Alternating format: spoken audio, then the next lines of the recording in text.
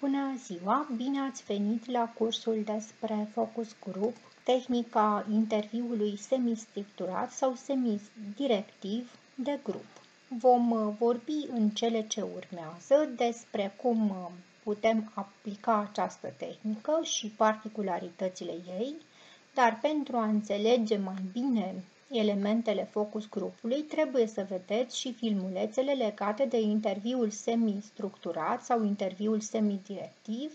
pe care le-am postat în același canal de YouTube.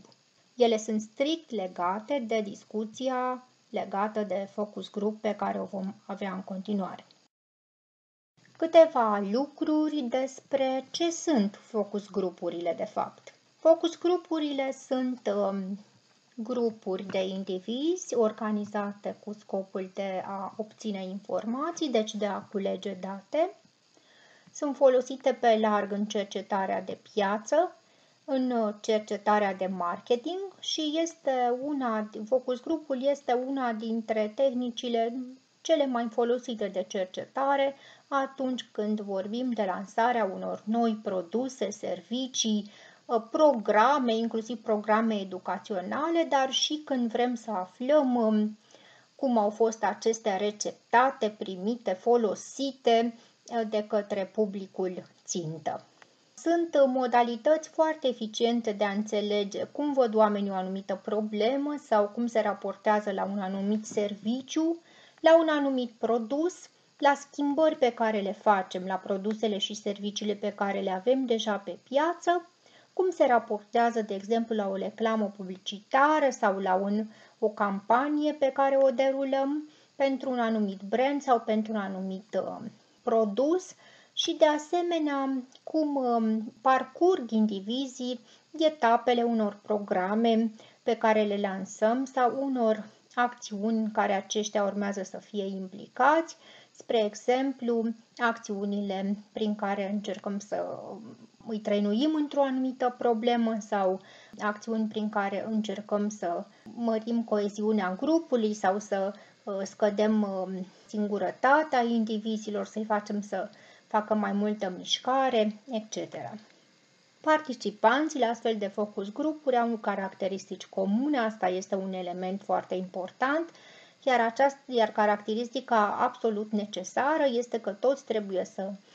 fi trecut prin experiența care face obiectul discuției, fie să fie consumatori ai produsului respectiv sau al serviciului în cauză, fie să fi trecut prin programul despre care vorbim sau să fi urmărit campania publicitară despre care vorbim. Dacă, de exemplu, lansăm o campanie publicitară sau o reclamă comercială și indivizii nu aveau cum să o vadă anterior, firește că focus grupul poate să prilejuiască o primă întâlnire cu spoturile acestei campanii, dar în acest caz participanții trebuie să fie din grupul țintă, grupul vizat de campania respectivă. În general, pentru derularea focus grupului, pentru că este o tehnică care are artificialitate ridicată, este important să avem o sală care este foarte confortabilă, care permite indivizilor să vorbească într-o situație de confort, de relaxare despre subiectul discuției. Spuneam că este o metodă artificială pentru că extrage indivizii din mediul lor de viață, din mediul natural și îi aduce într-o sală creată special pentru această întâlnire, la un loc cu alții pe care nu îi cunosc și acest lucru nu ne creează automat confort, ci mai degrabă disconfort și atunci mediul ambiant, modul în care organizăm sala este foarte important pentru a crea această stare de relaxare de care oamenii au nevoie atunci când vorbesc despre lucruri sau experiențe prin care au trecut. De aceea, organizarea unei mese rotunde sau semi-rotunde cu posibilitatea așezării indivizilor în așa fel încât să resimtă că au un status egal în această discuție este foarte importantă și oricare modalitate care sporește confortul și face ca această discuție să aibă un caracter informal, un caracter a unei conversații obișnuite, sunt folosite pentru a organiza un focus group, inclusiv etichete cu numele mici ale participanților și moderatorul are un rol important în a crea această atmosferă confortabilă, relaxată între participanți și a stimula discuția. Câte persoane sunt în general într-un astfel de grup, într-un focus group? Vorbim în medie de 6-8 participanți pentru focus grupurile pe care le derulăm și numărul lor nu trebuie să depășească 12, pentru că în această situație există probabilitatea creierii de subgrupuri și gestionarea grupului de către moderator este foarte dificilă. Se poate întâmpla să avem ceea ce se numește mini-focus grupuri cu 4-5 participanți, situație pe care nu o dorim neapărat, pentru că în această situație există o diversitate mai mică a opiniilor și posibilitatea explorării temei alese este mai scăzută, dar este admisă și situația unui mini-focus group. Spre deosebire de chestionar, de exemplu, în care aveam de-a face cu un operator de teren care primea un training minimal legat de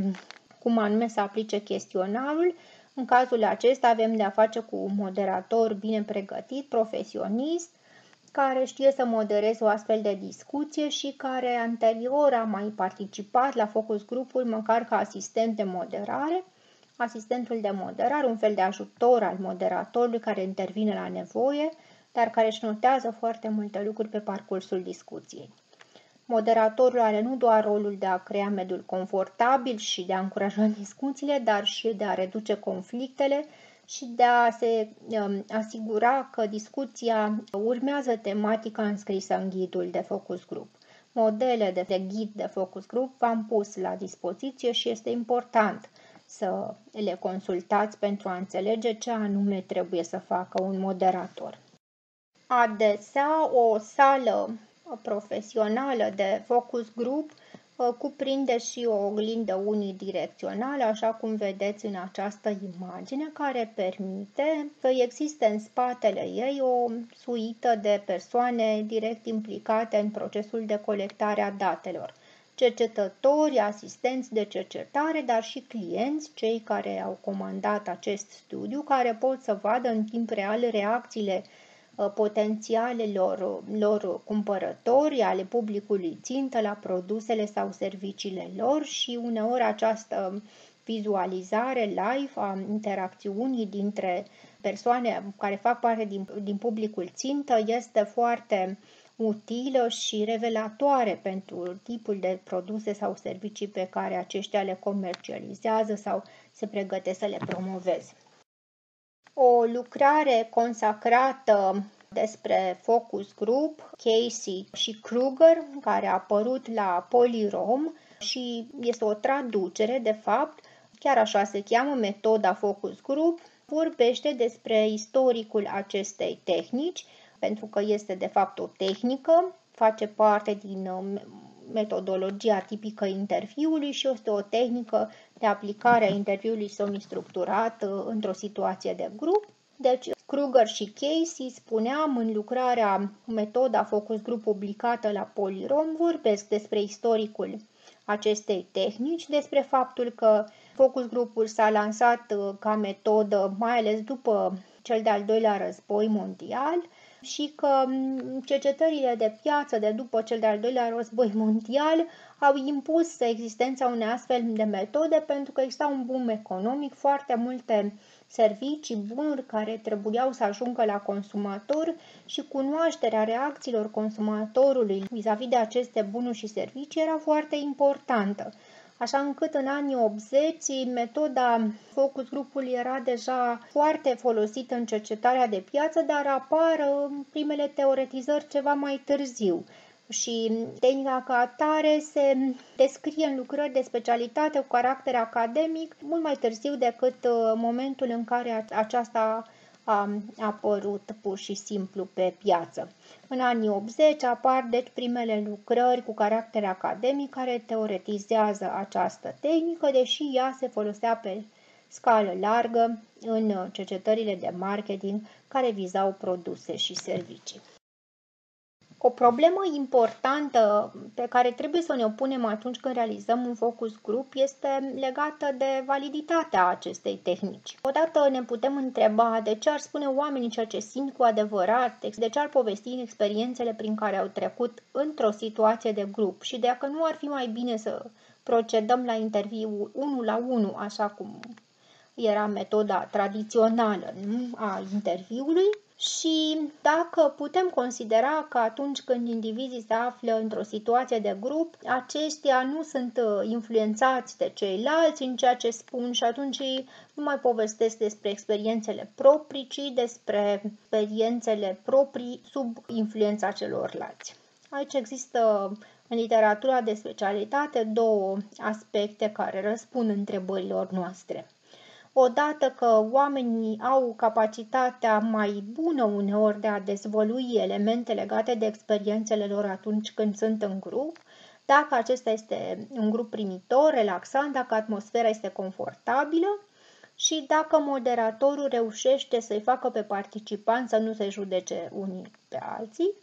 Firește că acest proces de dezvăluire și autodezvăluire este mai ușor dacă individul resimte că are ceva în comun cu ceilalți și de aceea este foarte important ca participanții la focus group să aibă în comun acest lucru, că au trecut prin aceeași experiență legată de produsele, serviciile sau campaniile sau programele pe care le investigăm, deci sunt clienți sau potențiali clienți ai acestora. Deci, sunt cercetări în literatura psihosociologică care arată că oamenii tind să se dezvăluie lucruri chiar personale despre ei dacă sunt în grup, chiar în mai mare măsură decât o fac în situația în care discută cu o singură persoană, dacă grupul respectiv le asigură confortul și se simt în siguranță și dacă au ceva în comun cu cei cu care interacționează. Un al doilea lucru care ține de ideea aceasta că în grupuri indivizii se influențează reciproc și atunci nu mai vorbesc despre experiențele proprii, ci despre experiențele proprii sub influența celorlalți. Aceasta, în loc să fie o limită a tehnicii focus grupului, este de fapt un mare avantaj, pentru că și în viața reală indivizii suportă influențele celorlalți în opiniile, deciziile, acțiunile pe care le întreprind și din acest punct de vedere